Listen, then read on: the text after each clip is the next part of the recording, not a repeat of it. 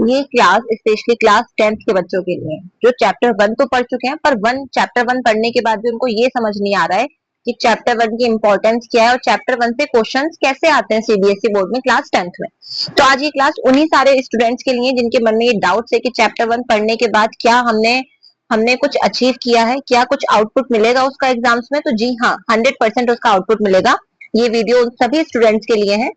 Hello everyone, this is Swati Singh. Welcome back to my YouTube class. I hope you all are doing great. मैं भी एकदम बढ़िया हूँ। चलिए बिना किसी देरी के शुरू करते हैं अपनी आज की क्लास। आज की हमारी क्लास है उन सभी बच्चों के लिए जो जिन्होंने 10th में अपना फर्स्ट स्टेप रख दिया है, जो 10th में आ चुके हैं, उनको बोर्ड के एग्जाम्स देने 2026-27 सेशन के। तो ये उन्हीं के लिए क्लास है और मुझे उम्मीद है कि आपको ये क्लास बहुत अच्छी लगने वाली है, बहुत पसंद आने वाली है। जल्दी से पढ़ते हैं question 1। Which of the following is a biotic resource. क्योंकि जैसे आपको पता है कि पैटर्न जो रहता है वो क्या रहता है, 20 एमसीक्यूज होते हैं, वेरी शॉर्ट, शॉर्ट, लॉन्ग, फिर case based study and then map. SST का यही पैटर्न रहता है।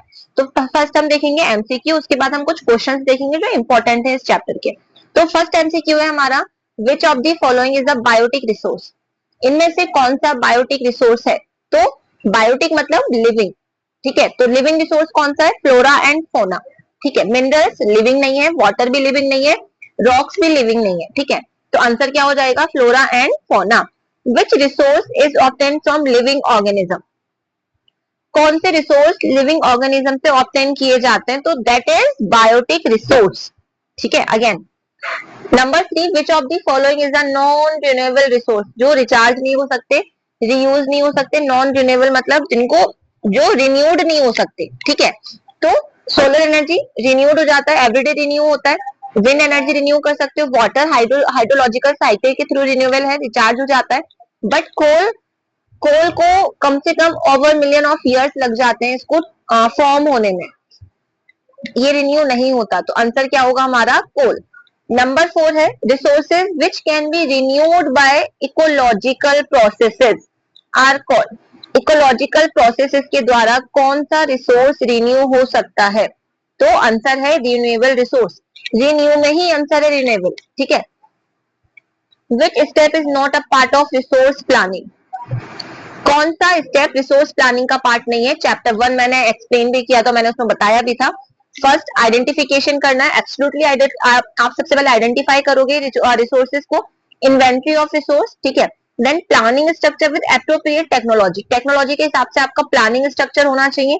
Matching resource development plan with overall national development plan, government की जो पॉलिसीज है आपका डेवलपमेंट प्लान उससे मैच करना चाहिए, ठीक है। तो डी हमारा हो जाएगा आंसर, क्योंकि D is not a part of resource planning. Exporting all available resources is not a part of resource planning. Number 6, resource planning is necessary in India mainly because. क्यों नेसेसरी है India में, क्योंकि resources are unevenly distributed. India में resources unevenly distributed है। देखो ये तो बिल्कुल ही नहीं होगा, आप सोचो आंसर नंबर सी ये बिल्कुल नहीं होने वाला। रीजन क्या है, इंडिया हैज नो रिसोर्सेज, बिल्कुल इनकरेक्ट है। इंडिया में रिसोर्सेज तो है ना, कॉमन सी बात है, इंडिया के पास कितने सारे रिसोर्सेज हैं, right. Resources are equally distributed, तो रिसोर्सेज इक्वली डिस्ट्रीब्यूटेड भी नहीं है, ये भी आंसर नहीं होगा। एलिमिनेट टेक्निक यूज कर सकते हो, you can use eliminate technique. Resources are unlimited, तो resources are limited not unlimited, हमेशा याद रखना। रिसोर्सेज लिमिटेड है तभी तो हम उसको कंजर्व करते हैं, तभी तो हम उसको सस्टेनेबल यूज पर ध्यान दे रहे हैं, ठीक है। Which state is known for extensive black soil. Extensive black soil, सबसे ज्यादा ब्लैक सॉइल किस स्टेट में है, तो महाराष्ट्र। जम्मू कश्मीर में तो है ही नहीं, राजस्थान में सैंडी सॉइल है, ठीक है। पंजाब में भी नहीं है, तो आंसर हमारा हो जाएगा महाराष्ट्र। विच soil is ideal for cotton cultivation. Of course cotton cultivation का नाम आता है तो महाराष्ट्र, ठीक है। टेक्सटाइल इंडस्ट्री कहां पर है, गुजरात में, महाराष्ट्र में। विच soil develops in areas of high temperature and heavy rainfall. कौन सी सॉइल के लिए आपको हाई टेम्परेचर और हैवी रेनफॉल एरिया चाहिए, तो लेटेराइट सॉइल, ठीक है। अब आपको कमेंट बॉक्स में बताना है कि लेटेराइट सॉइल किस किस स्टेट में है इंडिया में। विच soil is form by river deposit. River deposit के द्वारा कौन सी सॉइल फॉर्म होती है, तो एलुवियल सॉइल, ठीक है। रिवर डिपोजिट के द्वारा एलुवियल सॉइल फॉर्म होती है। आंसर हो जाएगा alluvial soil. Which soil is generally found in the Deccan plateau, Deccan plateau में कौन सी सोइल पाई जाती है? अगेन ब्लैक सोइल, ठीक है। The removal of the top fertile layer of soil by water और wind is called soil erosion. Top fertile layer मतलब मैं यहाँ थोड़ा सा पिक्चर बना देती हूँ, diagram.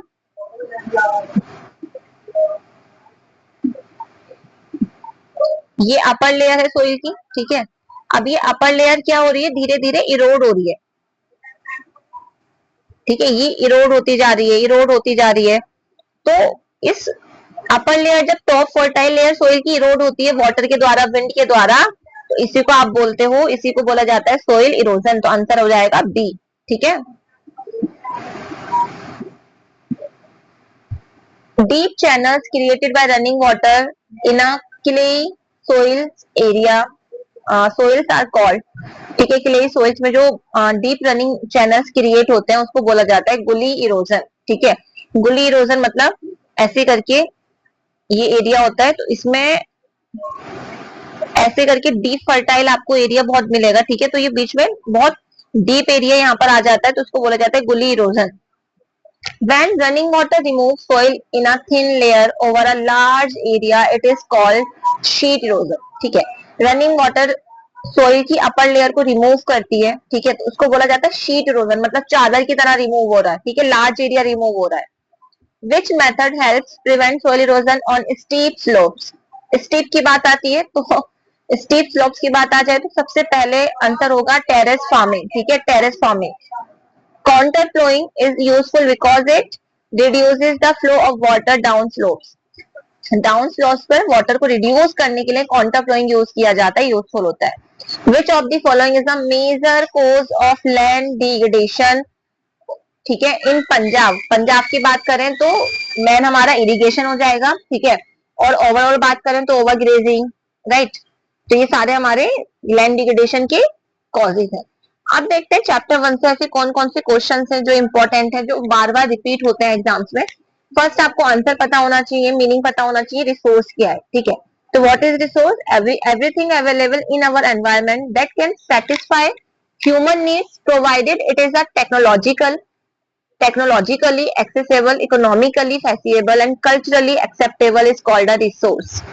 Classify resources on the basis of origin, ठीक है, on the basis of development, right, on the basis of ownership, किसी के भी बेसिस पे पूछा जा सकता है। तो आपको क्वेश्चन का फ्रेम पता होना चाहिए, कैसे क्वेश्चन फ्रेम होते हैं। तो बायोटिक और अबायोटिक।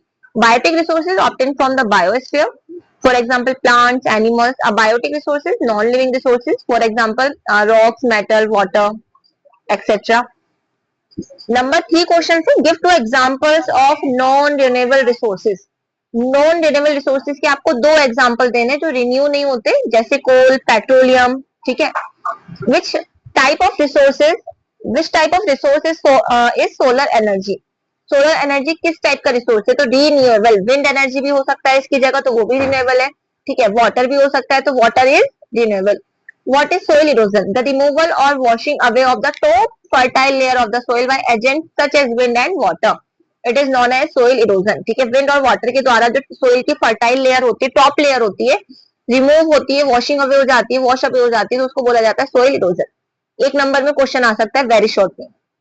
आप देखते हैं 2 या 3 मार्क्स में कौन कौन से क्वेश्चन आ सकते हैं। Why is resource planning essential in India? क्यों जरूरी है इंडिया में resource planning? First, resources are unevenly distributed in India. Unevenly distributed है, ठीक है, ये याद रखना, बस ये कीवर्ड याद रखना, अनइवनली डिस्ट्रीब्यूटेड, ठीक है। उसके बाद नेक्स्ट है हमारा, some reasons are rich in certain resources while others are deficient. जैसे राजस्थान में वाटर सफिशिएंट नहीं है, बट सोलर एनर्जी सफिशिएंट है, विंड एनर्जी सफिशिएंट है, ठीक है। तो ये एग्जांपल्स, और साथ में स्टेट के एग्जांपल्स भी आप मेंशन कर सकते हो with resources. Proper planning ensures judicious and sustainable use of resources. It helps prevent resource depletion and environmental damage. Explain the 3 stages of resource planning. First, identification.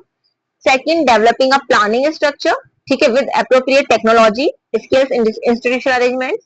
Number 3, matching resource development plan with overall national development. मतलब matching plans with government policies, ये भी आप कर सकते हो। Maintain 3 problems caused by indiscriminate use of resources. 3 problems, ठीक है।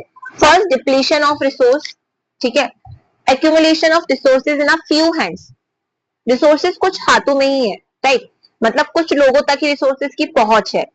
Environmental problem such as pollution, land degradation and global warming etcetera. What is sustainable development, बहुत बार आ चुका है, ये आ ही जाता है। Sustainable development means development that meets present needs while conserving resources and the environment so that future generation can also meet their needs. Suggest three measures to control land degradation: afforestation, proper management of grazing, control over mining activities, planting shelter belts, proper treatment and disposal of industrial waste.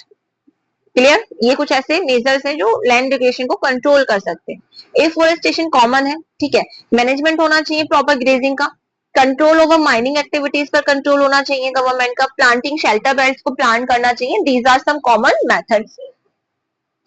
5 marks की बात करें तो किस type से आ जाता है, explain the causes of land degradation in India.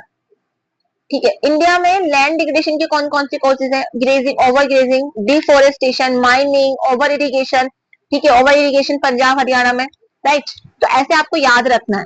Clear, industrialisation, ये कुछ मेन और कॉमन है, ठीक है। Explain the major factors responsible for soil formation, major factors, parent rock, climate, relief, topography, altitude, flora, fauna, micro organism, time, ठीक है। Explain any 5 method of soil conservation: counter flowing, terrace farming, strip cropping, planting shelter wells, afforestation. These are some methods. ठीक है, तो ये कुछ important है, आप देख सकते हो। बाकी कुछ इंपॉर्टेंट ये भी है जो आई जाते हैं, जैसे which soil is known for its capacity to hold moisture and is suitable for cotton cultivation. Cotton cultivation के लिए तो, और जो मॉइस्चर को होल्ड करने की कैपेसिटी ज्यादा होती है, black soil. Name the soil deposited bye reverse, alluvial soil.